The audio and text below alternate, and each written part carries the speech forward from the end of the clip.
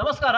ನಾನು ನಾಗರಾಜ್ ಸಿದ್ದೇಶೆಟ್ ಅಂತ ಕುಮಟಾದಿಂದ ಮಾತಾಡ್ತಿರೋದು. ನಾ ಈಗಾಗಲೇ ಹೇಳಿಕೊಂಡಿರುವಂಥ ವಿಷಯ ಏನಂದರೆ, ನಾವಿವಾಗಲೇ ಅಘನಾಶಿನಿ ಭಾಗದ ಒಂದು ನದಿಯ ಭಾಗದಲ್ಲಿ ಇದ್ದೀವಿ, ನದಿಯ ದಡದಲ್ಲಿ. ಈ ಅಘನಾಶಿನಿ ನದಿ ಏನಾಗ್ತದೆ ಅಂದರೆ, ಕುಮಟಾದಿಂದ ನಮ್ಮ ಹೆಗಡೆ ಮಾರ್ಗವಾಗಿ ಬರೋಕ್ಕೂ ಆಗ್ತದೆ. ಅಲ್ಲಿ ಒಳ್ಳೆ ರೀತಿಯಾದಂಥ ನೋಡಲು ಒಳ್ಳೆ ರೀತಿಯಾದಂಥ ಪ್ಲೇಸಸ್ಗಳಿದೆ. ಮತ್ತೇನಂದ್ರೆ ಅಲ್ಲಿ ಬ್ರಿಡ್ಜ್ ಕೂಡ, ಸೇತುವೆ ಕೂಡ ಕಾಮಗಾರಿ ಪ್ರಗತಿಯಲ್ಲಿದೆ. ಮತ್ತು ನಂತರ ಅಲ್ಲಿ ನೋಡಬೇಕಂದ್ರೆ 15 ಕಿಲೋಮೀಟರ್ ದೂರ ಆದಂಥ ಅಘನಾಶಿನಿ ಊರೇ ಇದೆ. ಅಘನಾಶಿನಿ ಊರಿಗೆ ಹೋದರೆ ಅಲ್ಲೂ ಕೂಡ ಒಳ್ಳೆ ರೀತಿಯ ಸೀನ್ಗಳು ಇದ್ದಾವೆ ಮತ್ತು ಒಳ್ಳೆ ರೀತಿಯಾದಂಥ ಪ್ರವಾಸಿ ತಾಣ.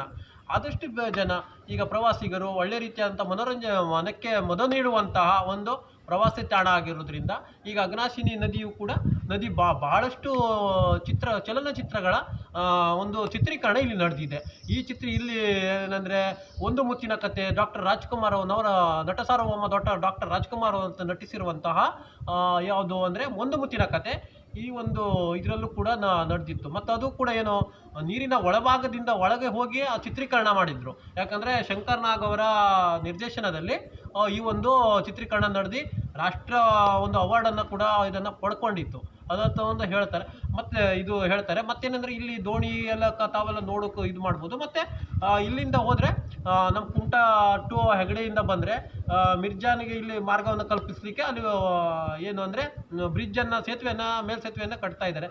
ಮತ್ತು ಅನೇಕ ರೀತಿಯ ಒಂದು ಜಾತಿಯವರು ಕೂಡ ಇಲ್ಲಿ ವಾಸ ಮಾಡ್ತಾರೆ. ಮತ್ತು ಧರ್ಮದವರು ಕೂಡ ಇದ್ದಾರೆ. ಯಾಕಂದರೆ ಇಲ್ಲಿ ಜಾತ್ಯತೀತವಾಗಿ ಬೆರೀತಾನೆ ಇದ್ದಾರೆ. ಮತ್ತು ಇಲ್ಲಿ ಮಳೆಗಾಲದ ಸಮಯದಲ್ಲಿ ಸ್ವಲ್ಪ ಏನಂದರೆ, ಇಲ್ಲಿ ಏನು ಒಂದು ಇದಾಗುವಂಥದ್ದು, ಫ್ಲಡ್ ಬರುವಂಥದ್ದು ಎಲ್ಲ ಜಾಸ್ತಿ ಆಗಿರ್ತದೆ. ಯಾಕಂದರೆ ಇಲ್ಲಿ ಏನಂದರೆ ಪ್ರವಾಹ ಪೀಡಿತರಾಗಿರುವುದು, ಪಾಪ ಅಲ್ಲಿಯ ತಾಗಿರುವಂಥ ಸಮೀಪದಲ್ಲಿರುವಂತಹ ಒಂದು ಏನು ಮನೆಯನ್ನು ಕಟ್ಕೊಂಡಿರ್ತಾರೆ, ಅವರ ಒಂದು ಜೀವನ ಕೂಡ ಭಾಳ ಕಷ್ಟಕರವಾಗಿರ್ತದೆ.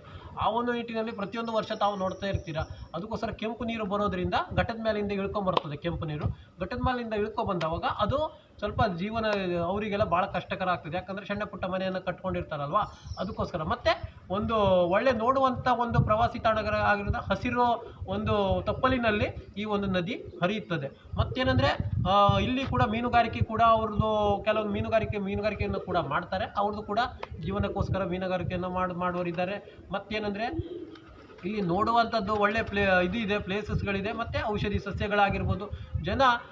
ಭಾಳ ಜನ ಭಾಳ ಥರದ್ದು ಒಂದು ರಿಲಿಜನ್, ಒಂದು ಧರ್ಮದವರು, ಎಲ್ಲ ಜಾತಿಯವರು ಕೂಡ ಈ ಒಂದು ನದಿಯ ಅವಲಂಬಿತರಾಗಿದ್ದಾರೆ. ಇದು ಬಡಾಳ್ ಮಾರ್ಗವಾಗಿ, ಬಡಾಳದಿಂದ ಅಲ್ಲಿ ಜೀವನ ಪಡೆಯುತ್ತದೆ. ಅದು ಸಿದ್ದಾಪುರ ಮೇದ್ನಿ ಆ ಸೈಡ್ ಇದೆಯಲ್ವಾ, ಅಲ್ಲಿಂದ ಜೀವನ ಪಡೆದಂಥ ಈ ನದಿ ಸಮುದ್ರಕ್ಕೆ ಬಂದು ಅದು ಕೊನೆ ಆಗಿಬಿಟ್ಟು ಇಲ್ಲಿ ಫಿಶಿಂಗು ಮತ್ತು ಮೀನುಗಾರಿಕೆ ಎಲ್ಲ ಕೂಡ ಅವರು ಪ್ರಮುಖವಾಗಿ ಮಾಡಿಕೊಡ್ತಾರೆ.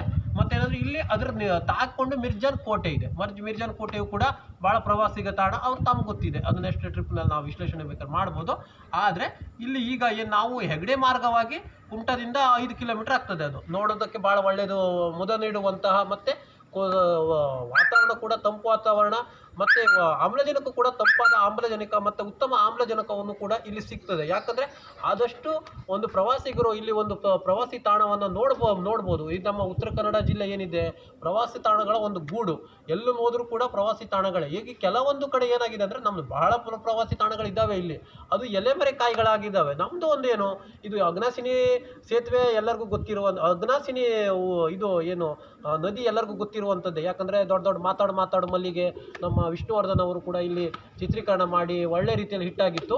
ಮತ್ತು ಇದು 66 ನಂಬರ್ ಹೈವೇ ಏನಿದೆ ಅದರ ಮೇಲಿಂದ ಹಾದು ಹೋಗ್ತದೆ. ಮತ್ತು ಅಲ್ಲಿ ಬ್ರಿಡ್ಜ್ ಇದೆ, ಬ್ರಿಡ್ಜಿನಿಂದ ಹಾದು ಹೋಗ್ತದೆ. ಮತ್ತು ಇದು ಏನಾಗ್ತದೆ ಅಂದರೆ, ಬಡಾಳ್ ಮಾರ್ಗವಾಗಿ ಪ್ರಾರಂಭವಾಗಿ ನಮ್ಮ ಸಮುದ್ರಕ್ಕೆ ಅಂತ್ಯಗೊಳ್ತದೆ ಅದು. ಮತ್ತೇನಂದರೆ, ಇದು ಒಳ್ಳೆ ರೀತಿಯಾದಂಥ ಪ್ಲೇಸ್ ಆಗಿರೋದ್ರಿಂದ ಆದಷ್ಟು ಜನ ಈ ಪ್ರವಾಸಿ ತಾಣವರು ಇಲ್ಲಿ ನೋಡೋಕೆ ಬರ್ಬೋದು. ಯಾಕಂದರೆ ಒಳ್ಳೆ ರೀತಿಯಾದಂಥ ಇದೆ ಅಂತ ಹೇಳ್ಕೊಂಡು ಇಷ್ಟಪಡ್ತೀನಿ.